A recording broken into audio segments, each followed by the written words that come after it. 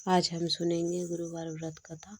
प्राचीन समय में एक राजा राज करता था। वह बड़ा प्रतापी तथा दानी था।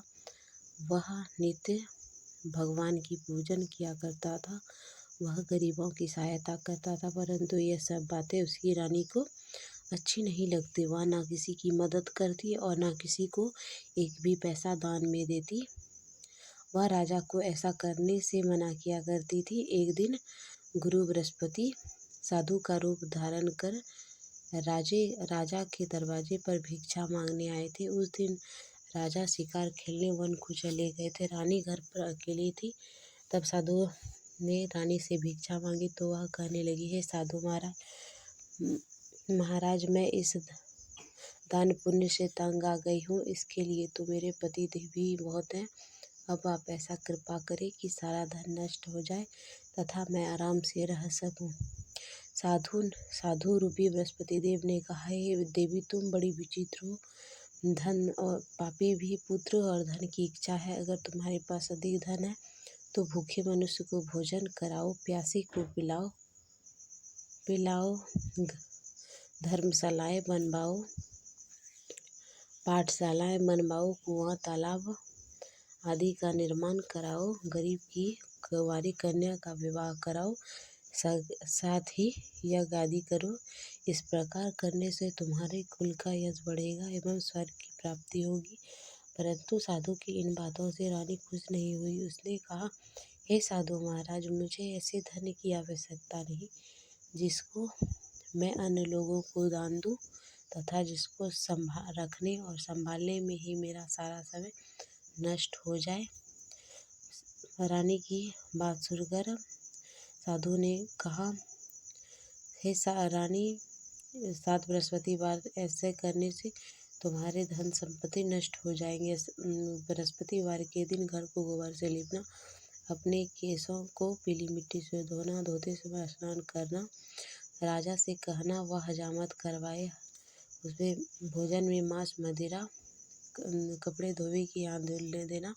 इस प्रकार करने से तुम्हारे धन संपत्ति नष्ट हो जाएंगे। साधु की बात रानी ने निश्चय कर लिया कि वह अगले गुरुवार से ऐसा ही करेगी। जब गुरुवार आया तो रानी ने ऐसे ही कार्य करना प्रारंभ कर दिया। उसे केवल 3 गुरुवार ही बीते कि उसकी सारी धन संपत्तियां नष्ट हो गई। अब तो परिवार भोजन के लिए भी तरसने लगे।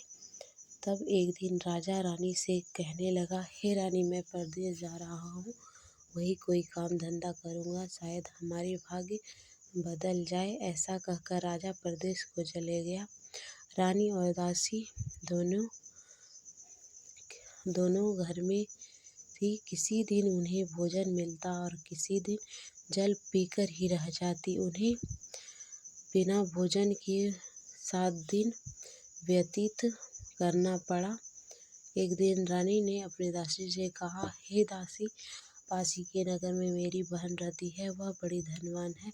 तो उसके पास जा और कुछ अनाज मांग कर ले आ, जिससे हमारा कुछ समय गुजर हो जाएगा।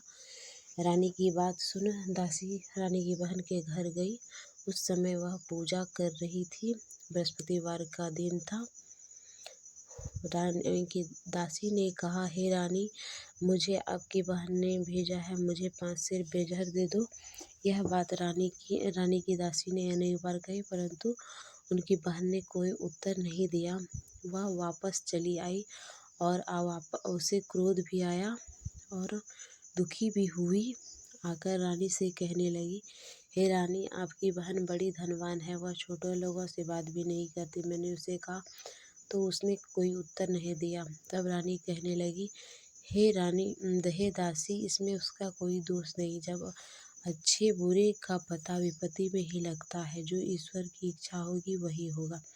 इधर रानी की बहन ने सोचा, मेरी बहन की दासी आई थी, परंतु मैं उससे कुछ बोली नहीं, इससे वह दुखी हुई होगी। पूजा समाप्त कर रानी की बहन रानी के पास आई और कहने लगी, हे बहन, मैं बृहस्पतिवार की कथा सुन रही थी। जब तक कथा नहीं होती है तब तक हम लोग ना उठते हैं ना बोलते हैं।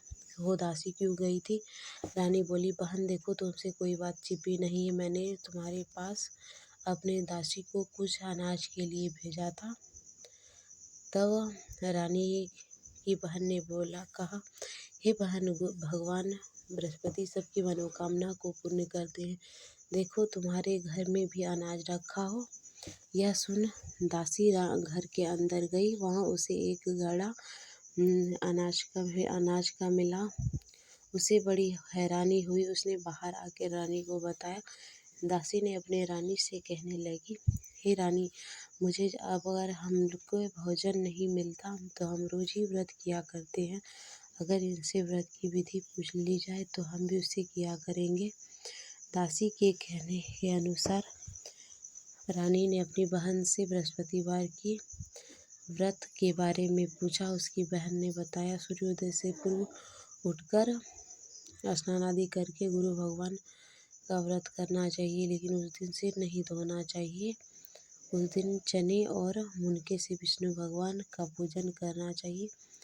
रानी और दासी ने व्रत किया और उसी दिन से उसके सारे कलेश दूर हो गए। रानी और दासी इस लोक में सुख भोग कर स्वर्ग को प्राप्त हुआ। इस प्रकार जो भी मनुष्य बृहस्पतिवार की कथा सुनता है या सुनाता है, उसकी सारी मनोकामनाएं पूर्ण होती है, जैसे रानी की हुई।